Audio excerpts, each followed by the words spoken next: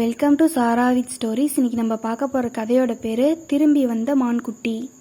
ஒரு அழகான காட்டில் ஒரு மான் தன்னோட குட்டியோட வாழ்ந்து வந்துச்சான். அம்மா மான் தன்னோட குட்டிக்கிட்ட எப்பயுமே ஒன்றே ஒன்று தான் சொல்லுமா, என்னை விட்டுட்டு தனியாக எங்கேயும் போயிடாதுன்னு. ஒரு நாள் குட்டி மான், ஏம்மா நான் தனியாக போகக்கூடாது அப்படின்னு சொல்லி அம்மா மான் கிட்ட கேட்டுச்சான். அதுக்கு அம்மா மான் சொன்னிச்சான், நீ தனியாக போனீங்கன்னா வேட்டைக்காரங்களுக்கெல்லாம் இருக்காங்க, அவங்களால உனக்கு ஏதாவது ஆபத்து வந்துடும், அவங்க உன்னை பிடிச்சிட்டு போயிடுவாங்க அப்படின்னு சொல்லி சொன்னிச்சான்.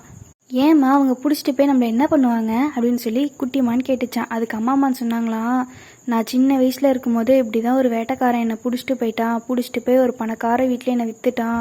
அவங்க எனக்கு நிறைய சாப்பிட்றதுக்கெலாம் கொடுத்தாங்க, நான் எதுவுமே சாப்பிடல. அந்த வீட்டில் ஒரு குட்டி பொண்ணு இருந்தா, அவள் என்னை பத்திரமா பார்த்துக்கிட்டா. ஆனால் நான் எதுவுமே சாப்பிடாம பட்னியாக இருக்கிறதுனால நான் ரொம்ப மெலிஞ்சு போயிட்டேன். நான் சாகிற மாதிரி இருக்கேன் அப்படின்றதுனால என்னை திருப்பி கூப்பிட்டு வந்து அந்த குட்டி பொண்ணை அவங்க அப்பா கிட்ட கெஞ்சி இந்த காட்டிலே விட்டுட்டு போயிட்டா, இல்லைனா நான் அங்கேயே இறந்துருப்பேன் அப்படின்னு சொல்லி அந்த அம்மான்னு சொன்னிச்சான். இதெல்லாம் கேட்ட அந்த குட்டிமான், ஏம்மா நீ வந்து அங்கேயே இருந்திருக்கலாம்ல, அதான் உன்னை நல்லா பார்த்துக்கிட்டாங்களே அப்படின்னு சொல்லி கேட்டுச்சான். அதுக்கு பெரிய அம்மாமான்னு சொன்னிச்சான், என்னதான் அவங்க என்னை நல்லா பார்த்துக்கிட்டாலும் என்னோடய ஃப்ரெண்ட்ஸோடு இருக்கும்போது இங்கே ஜாலியாக துள்ளி குதிக்கும்போது இப்படிலாம் இருக்கும்போது எனக்கு சந்தோஷமாக இருக்கும். அங்கே ஒரே வீட்டுக்குள்ளே அடைஞ்சி இருக்கிறது எனக்கு சுத்தமாக பிடிக்கல அப்படின்னு சொல்லி அம்மான்னு சொன்னிச்சான்.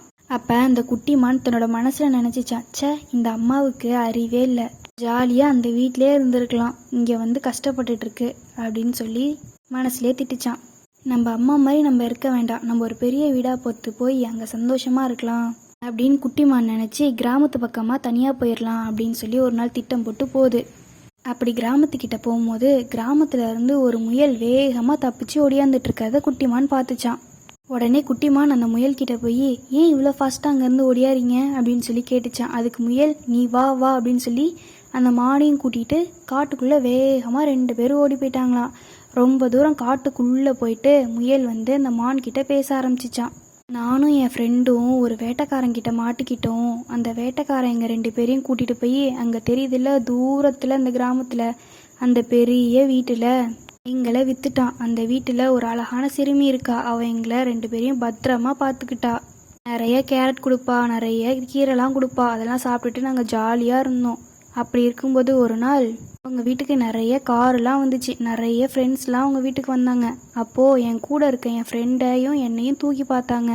என்னை விட என் ஃப்ரெண்டு வெயிட்டாக இருக்கான் அப்படின்னு சொல்லி அவங்க வீட்டு சமையல்காரன் அவனை கூப்பிட்டு போய் அவன் கழுத்தை திருவுனாங்க. திருவுனதுமே அவன் இறந்துட்டான். உடனே அவனை சமைச்சு எல்லாம் சாப்பிட ஆரம்பிச்சிட்டாங்க. எனக்கு ஒரே கஷ்டமாக இருந்துச்சு. நான் எப்படியாவது தப்பிச்சு போயிடலாம், அடுத்து நமக்கும் இந்த நிலைமை தான் அப்படின்னு நான் நினச்சேன். ஆனால் அந்த சிறுமியை நான் அன்போடு பார்த்துக்கிட்டதுனால அங்கேருந்து என்னால் வெளியவே வர முடியல. அவளோட அன்புக்கு நான் அடிமையாகி அங்கேயே இருந்துட்டேன். மறுபடியும் ஒரு நாள் நிறைய கார்லாம் அவங்க வீட்டுக்கு வந்துச்சு. உடனே சமையல்காரன் என் பக்கமாக வந்துட்டு இருந்தவன் திருப்பியும் வேறு ஏதோ வேலையாக வீட்டுக்குள்ளே போயிட்டான். அப்போ அந்த சிறுமி அவங்களுக்கெல்லாம் தெரியாமல் என்னை தூக்கிட்டு வெளியே வேகமாக ஓடி வந்து இந்த காட்டோரமாக வந்து என்னை விட்டுட்டு நீ போன்னு கத்தி அழுதுகிட்டே இருந்தா. அவளை விட்டு பிரிய மனம் இல்லாமல் அந்த காட்டுக்குள்ளே நான் ஓடி வந்துட்டு இருந்தேன். அப்போ தான் உன்னை பார்த்தேன். நீ எதுக்கு அந்த கிராமத்து பக்கமாக போகிற, அங்கே போனீன்னா நீ இறந்துருவ, ஒழுங்காக உங்கள் அம்மாவை தேடி கண்டுபிடிச்சி போய் அவங்க கூட சந்தோஷமாக இரு அப்படின்னு சொல்லி முயல் அட்வைஸ் பண்ணிச்சான். உடனே மான், அப்போ நமக்கும் இதுதான் கதி போல், நம்மளை பத்திரமா பார்த்துக்கிறதே நம்ம சாப்பிட்றதுக்கு தானாட்டுக்கு, இந்த மாதிரிலாம் இருப்பாங்கன்னு நமக்கு தெரியாமல் போயிடுச்சே, மனுஷங்கள்லாம் மான் முயலெல்லாம் சாப்பிடுவாங்கன்னு நம்ம அம்மா நம்மக்கிட்ட சொல்லவே இல்லையே அப்படின்னு நினச்சி மான் அவங்க அம்மா கிட்ட ஓடி போய் அம்மா கூடயே சேர்ந்து சந்தோஷமாக வாழ்ந்துச்சான். இந்த கதையிலேருந்து நம்ம தெரிஞ்சுக்கிறது என்னென்னா, நம்ம மேலே எந்த எதிர்பார்ப்பும் இல்லாமல் அன்பு வைக்கிறது நம்ம அம்மா அப்பா மட்டும்தான். நன்றி.